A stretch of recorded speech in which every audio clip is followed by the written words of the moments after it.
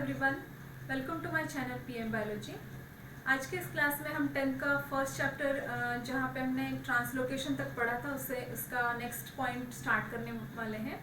तो यहाँ पर ट्रांसलोकेशन हमने पूरा कंप्लीट किया है। अब हम देखेंगे म्यूटेशन मतलब क्या।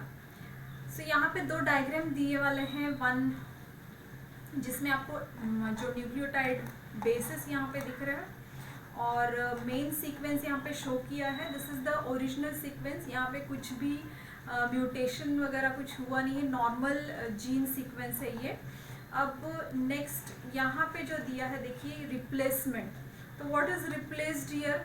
यहाँ पे कुछ ऐसे न्यूक्लियोटाइड बेसिस है जो रिप्लेस हुए हैं। ओके, जो रिप्लेस हुए, सडन चेंज आया है जिसको हम म्यूटेशन बोलते हैं। Okay, so living organisms can produce new individuals like themselves due to genes only, and some of these genes are transmitted to the next generation without any change। मतलब living organisms में आपको क्या दिखता है? living organisms produce करते हैं new individuals को और like themselves due to genes only। so genes are only responsible for producing the new individuals and similarity भी होती है और वेरिएशन भी होता है, नो डाउट। तो यहाँ पे ट्रांसमिशन होता है कैरेक्टर्स का, थोड़ा सा चेंजेस आते हैं, लेकिन अगर ये चेंज बहुत ही ज़्यादा आ गया, मतलब कुछ जो अमीनो एसिड है या फिर जीन का जो सीक्वेंस है वो चेंज हो गए, सडनली कुछ चेंजेस आ गए उसमें बहुत ही ज़्यादा, तो क्या होता है उससे प्रॉब्लम क्रिएट हो सकता है, डिसीजेस हो सकते हैं, जो जेनेटिक डिसीजेस हम उसको बोलते हैं। So due to this some of the characters of parents are transmitted to their offsprings. However sometimes sudden changes occurs in those genes. तो सडन चेंजेस क्या होते हैं यहाँ पे हम हाईलाइट करके दिखाते हैं। तो ये जो सीक्वेंस यहाँ पे हो रहा है, this is because of the change in the sequence of the genes. तो यहाँ पे क्या हो रहा है? यहाँ पे हो रहा है चेंजेस। तो चेंज आने के बाद होगा क्या? चेंज आने के बाद क्या होगा? ये जो न्यूक्लियोटाइड बेसिस का सीक्वेंस है ये रिप्लेस हो गया और कुछ अलग ही यहाँ पे सीक्वेंस आ गया।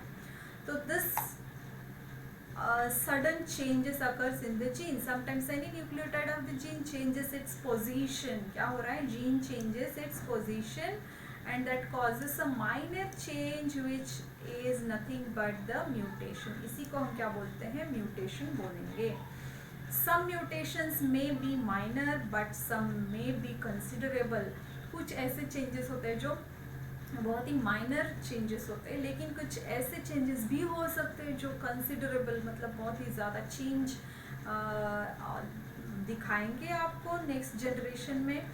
एग्जाम्पल, म्यूटेशन में cause the genetic disorders like sickle cell anaemia. Sickle cell anaemia ये एक डिसीज़ है जिसमें जो नॉर्मल अपने आरबीसीज होते हैं वो सिकल शेप्ड हो जाते हैं। कैसे होंगे ये सिकल शेप? मतलब ऐसे कर्व्ड हो जाएंगे। और because of this what happens to the normal RBC, एक तो नॉर्मल शेप चेंज हो गया, जो रहता है अपना डिस्क लाइक स्ट्रक्चर रहता है, बाइकॉनकेव स्ट्रक्चर होता है ना आरबीसीज का, तो वो चेंज होके क्या हो गया? ऐसा बन गया। ओके, और बिकॉज ऑफ दिस बहुत ही ज़्यादा प्रॉब्लम आ सकता है, अपना आरबीसीज के डेथ होते हैं, ऑक्सीजन कैरिंग कैपेसिटी उसकी कम हो जाती है, और ये सब चेंजेस आने की वजह से वो एनीमिया हो जाता है उस पेशेंट को। So this is everlasting process and it is one of the proof of Darwin's theory of natural selection। Now coming to evolution, यहाँ तक हो गया। अभी evolution देखेंगे। evolution क्या है, कैसे होता है? evolution is the gradual change occurring in living organisms over long duration। तो evolution क्या होता है? gradual change है, process है, ये slow process है जो बहुत ही ज़्यादा टाइम लेगा। ऐसा नहीं कि इवोल्यूशन होने में बहुत ही कम, मतलब एक दिन में इवोल्यूशन हो गया, 8 दिन में इवोल्यूशन हो गया, या फिर 1 साल में इवोल्यूशन हो गया, ऐसा नहीं होता है। बहुत ही हज़ारों साल लग जाते हैं इवोल्यूशन होने के लिए। तो ये कैसे होता है ये हम देखेंगे। This is a very slow going process through which development of organisms is achieved. तो डेवलपमेंट होने के लिए भी इतना ही इम्पॉर्टेंट प्रोसेस है इवोल्यूशन, उतना ही इम्पॉर्टेंट रोल प्ले करता है इवोल्यूशन। तो all the stages is in changes occurred in various components, so ranging from stars, planets in a space to the biosphere present in the earth should be included in the study of evolution। तो human evolution या फिर organisms में क्या evolution है, उसी के साथ हमें ये भी देखना पड़ेगा कि अर्थ कैसे बना, अर्थ या फिर प्लैनेट्स कैसे बने। बहुत ही सालों पहले 3.5 billion years ago life had been non existent on the earth. मतलब अर्थ जब बना उसके बाद उस पर लाइफ नहीं था। लाइफ कब आया? लाइफ बहुत सालों बाद, बिलियंस ऑफ ईयर्स के बाद यहाँ पे लाइफ आया। मतलब 3.5 बिलियन ईयर्स के बाद जब अर्थ बन चुका था, उसके बाद 3.5 बिलियन ईयर्स हो गए और उसके बाद कहीं तो ऐसा लाइफ बनना स्टार्ट हुआ था। तो पहला लाइफ कैसे बना होगा? ऑब्वियसली कुछ माइक्रो ऑर्गेनिजम्स बने होंगे, छोटे छोटे ऑर्गेनिजम्स पैदा हुए होंगे। उससे पहले उसकी नेसेसिटी क्या थी? पानी होना। पहले तो पानी आया अर्थ पे, फिर पानी के बाद कुछ माइक्रो ऑर्गेनिजम्स पैदा हुए, उसके बाद फिर छोटे छोटे ऑर्गेनिजम्स, एक्वेटिक ऑर्गेनिजम्स बनना स्टार्ट हो गए। फिर छोटे एक्वेटिक एनिमल्स के बाद फिर बड़े एक्वेटिक एनिमल्स प्रोड्यूस हुए, फिर वो डेवलप हुए, उनमें कुछ इवोल्यूशन आया। फिर उनके बाद कुछ बड़े से ऑर्गेनिजम्स फॉर्म हुए, जैसे शार्क, बड़े बड़े एक्वेटिक एनिमल्स प्रोड्यूस हुए।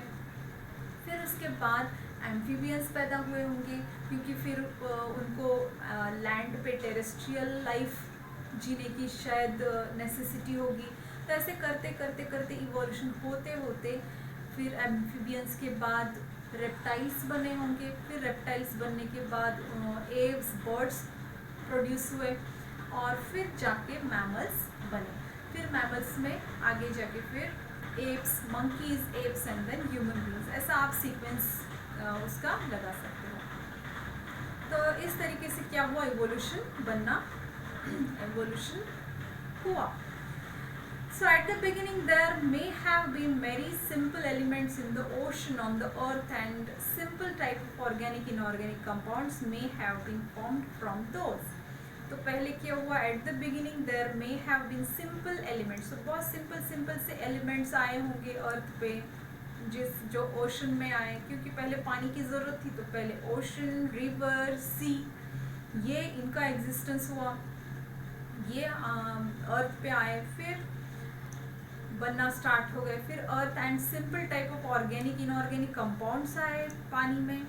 एक्वेटिक बॉडी जो भी थे, वाटर बॉडीज, उनमें ऑर्गेनिक इनऑर्गेनिक कंपाउंड्स बनना स्टार्ट हो गए। और उसके बाद कुछ सिंपल से फिर कॉम्प्लेक्स कंपाउंड्स बने। So complex compound like proteins बने होंगे। फिर प्रोटीन्स के बाद न्यूक्लिक एसिड्स बने होंगे। फिर न्यूक्लिक एसिड्स के बाद क्या हुआ? डीएनए बना होगा। और डीएनए के साथ फिर कुछ ऑर्गेनिजम्स, छोटे organisms, primitive type of cells may have been formed from the mixture of all these different types of organic and inorganic compounds। तो इस तरीके से क्या हुआ? इवोल्यूशन होते गया। कुछ सिंपल ऑर्गेनिक इनऑर्गेनिक कंपाउंड्स बने होंगे अर्थ पे, पानी में। फिर वो रिएक्ट हुए होंगे, उनके साथ प्रोटीन्स आए, प्रोटीन्स और न्यूक्लिक एसिड्स आए, वो रिएक्ट हुए, उनसे कुछ डीएनए जैसा कुछ बना होगा। और फिर आरएनए भी बना होगा, जिससे हम वायरसेस बने होंगे, फंजाई, माइक्रोब्स, सब ऐसे अलग अलग। उनमें फिर इवोल्यूशन आके चेंजेस होके अलग अलग तरीके के माइक्रो ऑर्गेनिजम्स बने होंगे। फिर उसके बाद क्या है? प्रिमिटिव टाइप ऑफ सेल बना होगा। Primitive type of cells may have been form from the mixture of different types of organic और इनऑर्गेनिक कंपाउंड्स। तो इसी के साथ जो मिक्सचर के साथ ऑर्गेनिक इनऑर्गेनिक कंपाउंड्स से ये अलग अलग ऑर्गेनिजम्स बने होंगे। Number of those cells may have been increased at the cost of surrounding chemical. तो सराउंडिंग केमिकल्स के साथ रिएक्ट होने के बाद कुछ उसमें चेंजेस आए, कुछ उसमें इवोल्यूशन हुआ एडेप्टेशन की वजह से। कुछ चेंजेस आके फिर नए ऑर्गेनिजम्स प्रोड्यूस हुए. They may have been some differences among those cells, and according to the principle of natural selection, some may have shown good growth and some may have perished, which could not adjust with the surrounding. तो ये जब बना, ये जब नए sales बने, जब protoplasm बना, उसके बाद उसका वो मल्टीप्लाई होना स्टार्ट हुए होंगे. फिर मल्टीप्लाई होते होते कुछ ऐसे सेल्स होंगे जो अच्छी ग्रोथ दिखाएंगे, जबकि कुछ ऐसे भी सेल होंगे जो सरवाइव नहीं हो पाए किसी सराउंडिंग जो एनवायरनमेंट अवेलेबल था उसको एडजस्ट ना होने की वजह से वो पेरिश हो गए, मतलब वैनिश हो गए, डिस्ट्रॉय हो गए.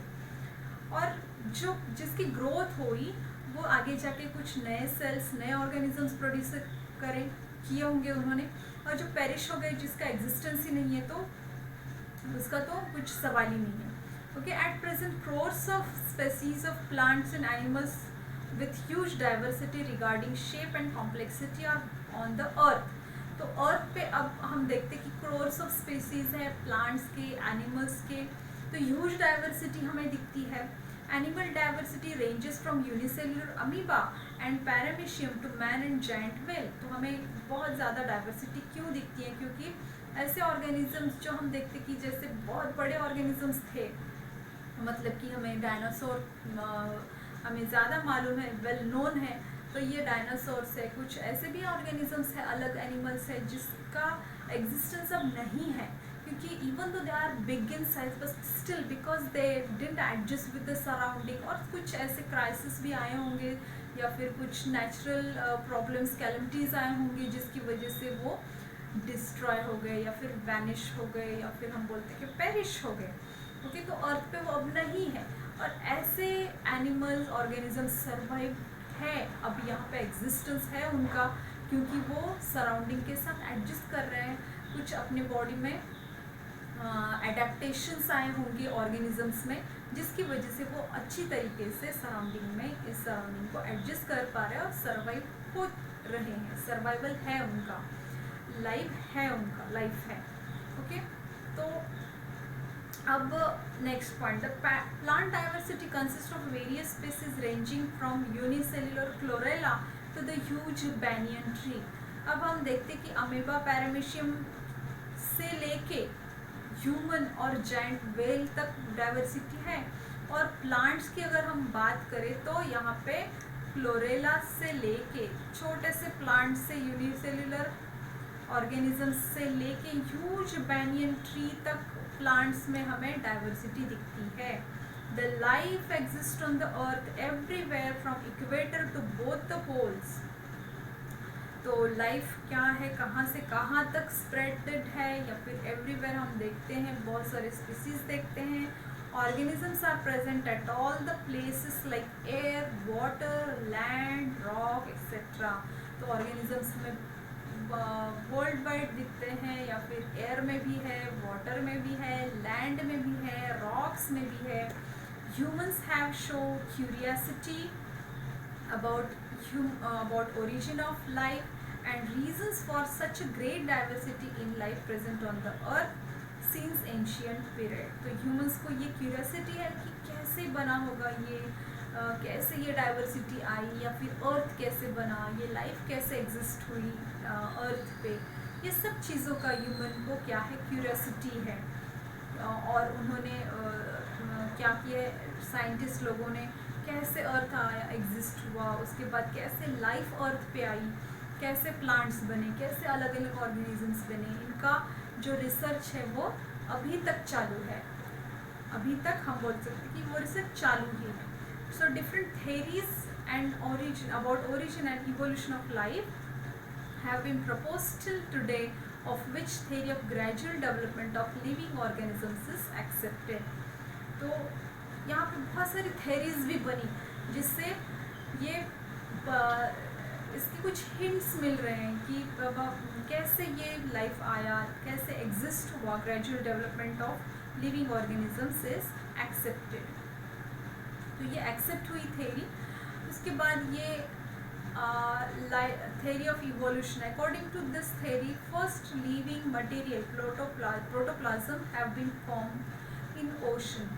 In due course of time, unicellular organisms was formed. तो unicellular organism यहाँ पे form हुआ होगा. फिर gradually changes occurred in the unicellular organisms, from which larger and more complex organisms were formed.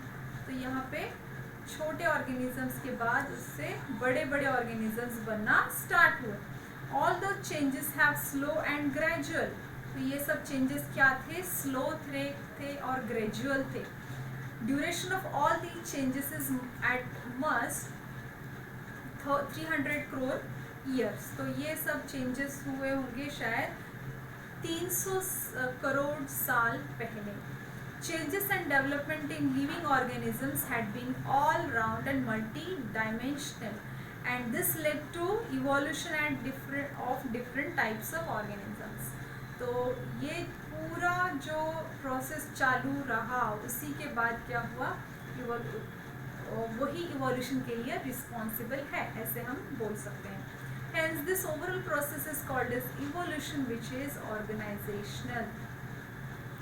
Progressive development of plants and animals from the ancestors having different structure and functional organization is called evolution. तो अगर आपको proper definition चाहिए evolution का, so this is the definition of evolution. Progressive development of plants and animals from the ancestors having different structural and functional organization is called evolution. Okay. So this is the evolution process or the definition of the evolution. अब हम ये सब बोलते हैं कि scientist ने ये किया, इसका इवोल्यूशन ये ऐसा हुआ वैसा हुआ, लेकिन इसके एविडेंसेस क्या है? कैसे हम इसका प्रूफ क्या? एविडेंसेस मतलब इसका प्रूफ क्या कि हम कैसे गारंटी के साथ बोल सकते कि अरे यही प्रोसेस हुआ होगा इवोल्यूशन में. तो एविडेंसेस ऑफ इवोल्यूशन क्या होंगे? अलग अलग इविडेंसेस है इवोल्यूशन के, जैसे कि मॉर्फोलॉजिकल इविडेंसेस है, उसके बाद एनाटॉमिकल इविडेंसेस हैं. बहुत सारे इविडेंसेस यहाँ पे दिए हैं बुक में. उसके बाद वेस्टिजियल ऑर्गन्स से भी पता चलता है कि इवोल्यूशन का प्रोसेस चल रहा है, हो रहा है.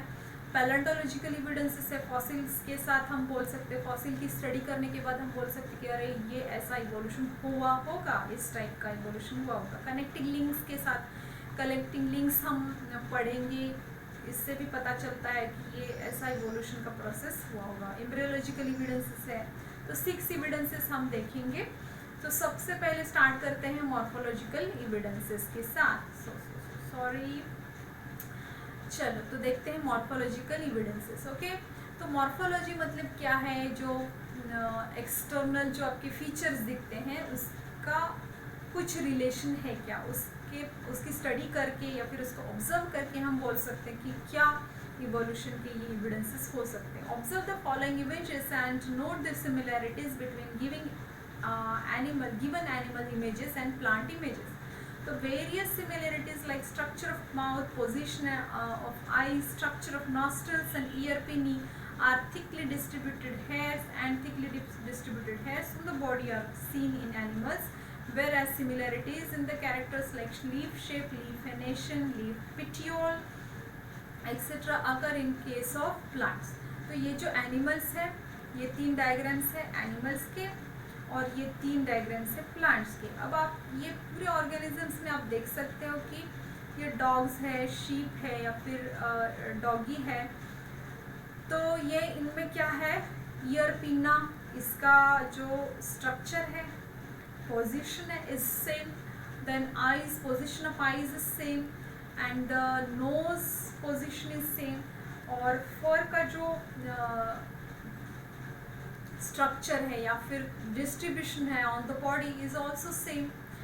And if you observe the plants, so shape and size हम बोल नहीं सकते, लेकिन शेप या फिर उसका स्ट्रक्चर है, वेनेशन है लीफ का, वो सिमिलैरिटी दिखाता है. थोड़ा बहुत चेंज है, नो डाउट चेंजेस तो होंगे, लेकिन स्ट्रक्चर वगैरह थोड़ा सिमिलर है.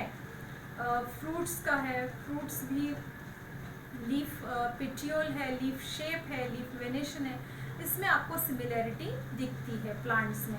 सो ये क्या इंडिकेट करता है, ये यही इंडिकेट करेगा कि ये जो ग्रुप्स है, प्लांट का एक ग्रुप बनेगा और एनिमल्स का एक ग्रुप बन जाएगा, तो इसमें सिमिलैरिटी दिखती है। और तो हम ये बोल सकते हैं proves that origin must be same. तो इसका ओरिजिन, प्लांट्स का ओरिजिन सेम है, एनिमल्स का ओरिजिन सेम है, ये हम बोल सकते हैं।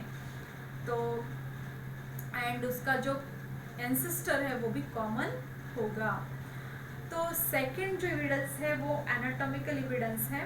एनाटॉमिकल एविडेंसेस मतलब क्या, internal structure, study of internal structure of the organisms is anatomy. Okay, anatomy मतलब क्या है, anatomy is nothing but the study of internal structure of the organism body. तो ऑर्गेनिजम्स के बॉडी के इंटरनल स्ट्रक्चर्स, क्योंकि यहाँ पे बोन का स्ट्रक्चर दिया है, बोन का शेप, बोन का स्ट्रक्चर आपको दिया है। तो ये है human hand. Okay, human hands का यूज़ क्या है, हम अलग अलग काम के लिए यूज़ करते हैं, हैंड्स का यूज़ कर लेते हैं। तो ये है कैट्स 4 लेग। तो कैट 4 लेग का यूज़ कैसे करेगी, वॉकिंग के लिए करेगी कैट। ओके, पेटाजियम ऑफ बैट, ये क्यों यूज़ करते हैं, किस चीज़ के लिए यूज़ करते हैं, फ्लाइंग के लिए यूज़ करते हैं। ये पेटाजियम ऑफ बैट, बैट क्यों यूज़ करता है पेटाजियम का, फ्लाइंग के लिए। फ्लिपर ऑफ वेल, ये वेल का फ्लिपर है, तो ये स्विमिंग के लिए यूज़ किया जाता है।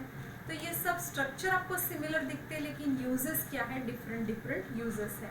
डिफरेंट ऑर्गेनिजम्स में डिफरेंट यूजेस है, but you can observe that the structure is same. Although the structure is same but still they are functioning in a different way. तो डिफरेंट वे में इसका फंक्शन है। Similarly, use of these structures is different in respective animals. However, there is similarity in structure of bones and bony joints in organs of each of those animals. This similarity indicates that those animals may have common ancestor. तो इसमें ancestor क्या है, common हो सकता है। तो आगे जाते हैं vestigial organs में। So vestigial organs क्या है, जो organs यूज़ नहीं करते हम, उस ऑर्गन्स का आगे जाके डीजेनरेशन हो जाता है और अंडर डेवलप हो जाते हैं, यूजलेस हो जाते हैं ये ऑर्गन्स। और उसी ऑर्गन्स को हम क्या बोलते हैं, vestigial organs. In living organisms sudden development of new tissues और organs for living in changing environment is not possible. तो सडन डेवलपमेंट नहीं पॉसिबल है, सडन डेवलपमेंट किसी भी ऑर्गन का होता नहीं है, टिश्यू में होता नहीं है। तो क्या होता है, स्लो प्रोसेस होता है किसी भी स्ट्रक्चर को डेवलप भी होना या फिर डिस्ट्रॉय, डिजेनरेशन भी होना। ये पूरा जो प्रोसेस है उसको टाइम कंज्यूमिंग प्रोसेस होता है ये। Instead existing organs undergo gradual changes. तो एग्जिस्टिंग जो भी ऑर्गन्स होगा उसमें ग्रेजुअल चेंजेस आते जाएंगे। Mostly a specific structure in the body is useful under certain situation. However, same structure under different situation may become useless or even harmful. Such structure begins to degenerate under such situation as per principle of natural selection.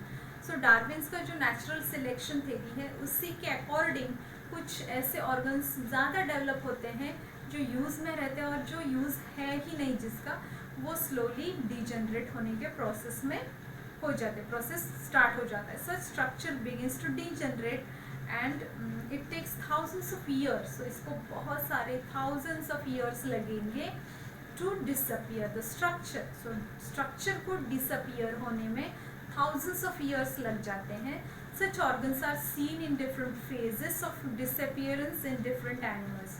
तो ये जो structure disappear हो रहे हैं वो क्या होते हैं, वो अलग अलग फॉर्म में हमें नज़र आते हैं एनिमल्स की बॉडी में।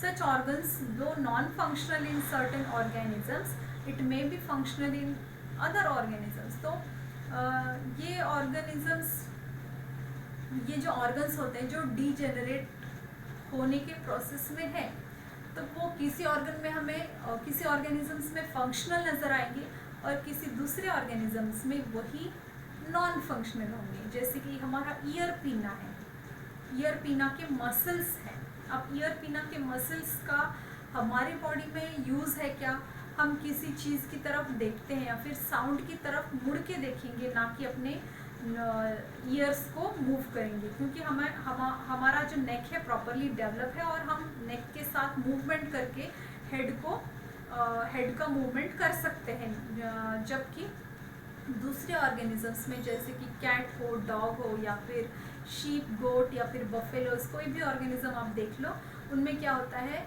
ईयर का जो मसल है वो डेवलप्ड होता है और वो ऑर्गेनिज्म ईयर का मूवमेंट कर पाते हैं।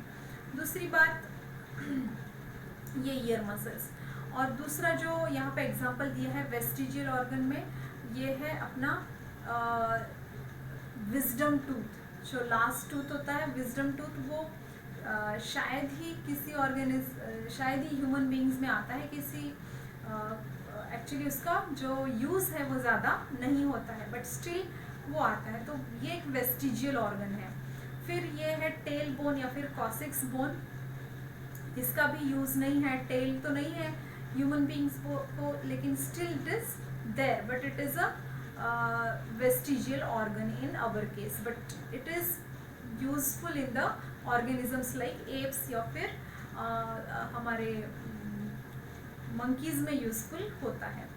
फिर अपेंडिक्स है अपना लार्ज इंटेस्टाइन और स्मॉल इंटेस्टाइन के बीच में, ये जो लगा है vermiform appendix, it is not useful in our case, but it has a big role in the digestion of the cellulose in case of other animals like ruminants में ये यूजफुल है। ओके, तो ये सब क्या है, organs which are vestigial organs है। So appendix which is useless in humans is useful and fully functional organ in ruminants. Similarly, muscles of ear pinna which are useless to humans are useful in monkeys for movement of ear pinna.